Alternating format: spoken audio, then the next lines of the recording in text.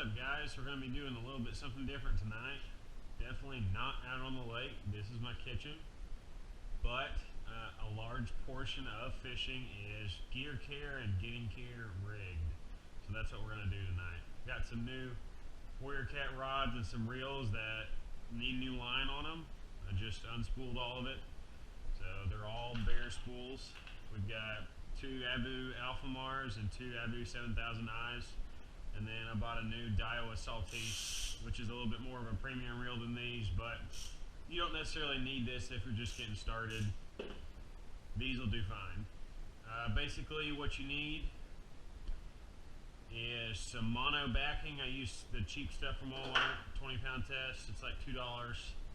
And then I use Suffix 832, 65-pound test, and then we've got 600 yards of it to fill these reels up. So we're gonna put roughly 150 yards of line on each reel of braid. The reason why you want to use the mono backing on these reels is because braid will slip on these spools if they don't have this plastic material built into the spool itself to keep it from slipping. So you put mono backing on it and then attach the braid to it and spool it on so it won't slip. And that's super important, or you'll have a whole spool of braid and it'll just spin. You won't be able to use the drag on the reel. It'll be really loose and you don't want that.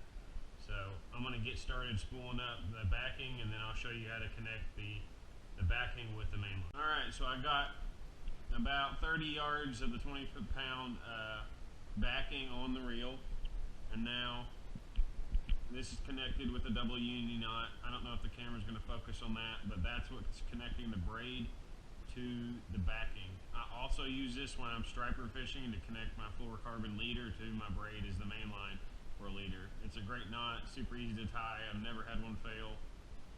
And there's a ton of videos on YouTube explaining how to do it. I may make one, but for now I don't have one. But that's what I use to connect the lines, and that's what I'll use with all of them. Alright. The braid, you need to keep some kind of tension on the line. So I've got a bowl full of water and the spool inside of that. Whenever you reel, it coats the line in water, and it gives it a little bit of tension as it's going on this reel. Now when you're done spooling these rods up with the braid, you still want to take an 8-ounce weight and connect it to the bottom end of your braid and walk all the line out that you spooled, or throw it out behind your boat and troll forward, and then reel it back in. And what that is to prevent from happening is whenever you apply pressure to braid that doesn't have enough tension on it as it goes onto the spool, it digs in. So I found that an 8-ounce weight is enough to keep it from digging in when you're reeling it back in. Or you can just tie it to something and then apply pressure as you walk back to it, reeling it all in. This is just a way to keep the line from binding up on the reel here, and your finger from burning from holding it, honestly. Because when you're spooling up 5 rods with 150 yards of braid a piece and trying to keep some tension on it with your finger as well, it gets kind of hot. So that's just one way I've figured out how to do it. Hope it helps.